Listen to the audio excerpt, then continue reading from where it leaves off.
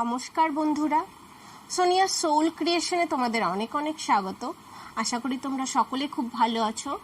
যদি আমার ভিডিওগুলো ভালো লেগে থাকে অবশ্যই করে লাইক করে দিও, কমেন্ট করে দিও, সাবস্ক্রাইব করে দিও আর সকলের সঙ্গে শেয়ার করে দিও, কারণ তোমাদের একটা লাইক, একটা কমেন্ট, একটা সাবস্ক্রাইব আমাকে অনেক অনেক করে মোটিভেশন দেয় এবং পরবর্তী ভিডিওর জন্য উৎসাহ পাই। তো ভিডিওটা স্কিপ না করে পুরোটা দেখার অনুরোধ রইল। আর যারা আমার চ্যানেলটাকে অলরেডি সাবস্ক্রাইব করে দিয়েছো তাদের অনেক অনেক ধন্যবাদ। আর যারা নতুন আসছো তারা অবশ্যই করে সাবস্ক্রাইব করে বেল আইকনটা প্রেস করে রেখো এবং অবশ্যই করে লাইক কমেন্ট করো। তোমরা যদি লাইক করো, কমেন্ট করো, আমার মোটিভেশনটা অনেক বাড়ে এবং পরবর্তী ভিডিও করার জন্য উৎসাহ পাই। তো যদি একটা ভিডিও 100টা ভিউ হচ্ছে, লাইক হচ্ছে 5টা 6টা, তাহলে কি করে হবে? তো যদি ভালো লাগে অবশ্যই লাইকটা আগে ভিডিও শুরুতেই লাইকটা করে নিও, ভুলে যেও না লাইকটা করতে। আর যদি ভালো লাগে অবশ্যই কমেন্ট করো। তো আজ আমি তোমাদের জন্য যে কবিতাটা নিয়ে এসেছি সেটা কবি জীবনানন্দ দাশের লেখা 25 বছর পরে।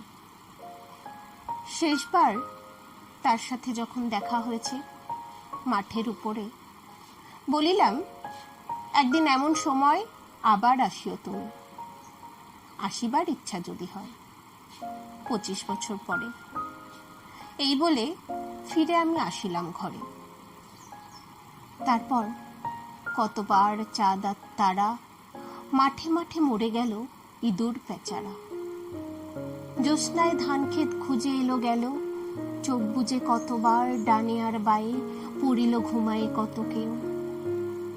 রহিলাম জেগে আমি একা।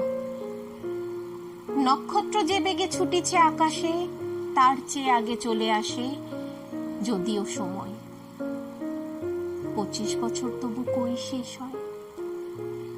তারপর একদিন আবার হলদে তৃণ ভরে আছে মাঠে, পাতায় শুকনো দাঁটে ভাসিছে কুয়াশা।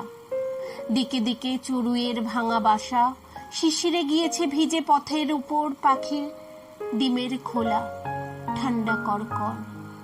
শশা ফুল দু একটা নষ্ট সাদা শশা, মাকড়ের ছেঁড়া জাল, শুকনো মাকড়সা।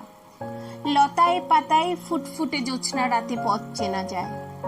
দেখা যায় কয়েকটা তারা, হিম আকাশের গায়ে ইঁদুর পেঁচারা ঘুরে যায় মাঠে মাঠে। খুদ খেয়ে ওদের পিপাসা আজও মেটে। 25 বছর তবু গেছে কবে কেটে। নমস্কার।